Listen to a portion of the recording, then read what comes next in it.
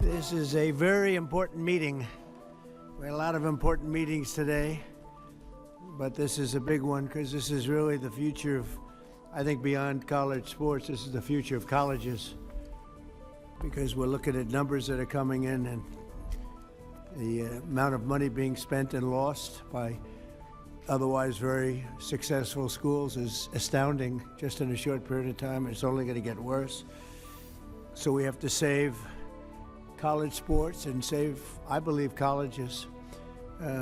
We have to save our Olympic team, because so many sports that are in the Olympics will no longer be represented by people that went through college and became competitive, became great at the sport. Yeah, because we have to go through, I guess we have to go through, I'd do an executive order. I'd love to do that.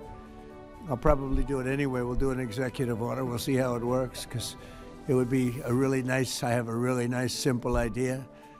But we'll go through this process, and I think we'll get it through Congress. We have a good chance. I think it'll be very bipartisan. But it also poses special dangers for women's sports and our Olympic pipeline. Women's sports are being canceled all over the country, just so we understand. Women's sports are in deep trouble, other than one particular women's team. That's Miami, where I have my granddaughter on the team. They canceled men's golf, but women's golf is doing just fine. I'm only kidding. But they are canceling golf, they're canceling wrestling, they're canceling fencing, they're canceling even basketball. I thought that would be maybe immune, but it's in trouble.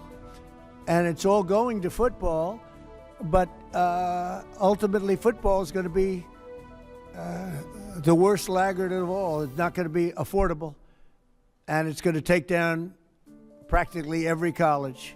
Mr. President, Congress does need to act quickly because it's getting out of hand, and I think everybody here recognizes that. I want you to know the House has been working very deliberately and I think very effectively on this. We've done a lot of good work, and many of you are familiar with the SCORE Act. We passed a important procedural hurdle in December. We're right on the verge of passage in the House, and we now think we have the votes to do that. We're encouraged to see all of you, the experts who know this issue better than anybody in the country, willing to put your time and effort into it and provide feedback, because we want the final product to be the best it can be. We want to accomplish the necessary ends, and we think we're very close. So we need to develop an effective system of revenue sharing, authentic name, image, and likeness. Authentic being you have marketing value, which now we have collectives, which just create opportunities, which just become pay for play. Eligibility issues where we have guys playing 6, 7, and 8 years. So you have 25 and 26-year-old people playing against 18 and 19-year-olds, which is not healthy. Transfer rules, we have over 4,000 people in the portal. Fans don't like it, support groups don't like it. It's not really healthy for players in graduation to transfer several times in your career. You really put yourself in a pickle in terms of your ability to graduate. What is your timeline for either the executive order that you just mentioned or the legislation that the members I of will Congress have an mentioned? executive order within 1 week.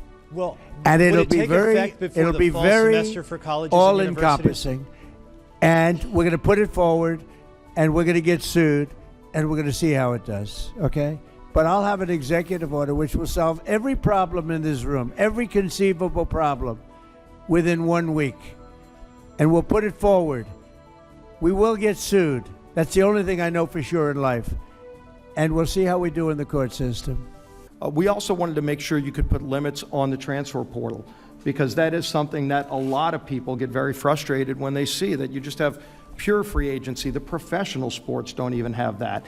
And so you limit with, and again, open to suggestions, but what everybody seemed to come to an agreement on was 5 total years of playing with 1 ability to transfer within that. And there's flexibility by the governing organization, so the NCAA can look at a case by case. If your father's on life support and you want to transfer to a different school to be close to your family, you can get an additional 1, but let the governing body be able to do that again.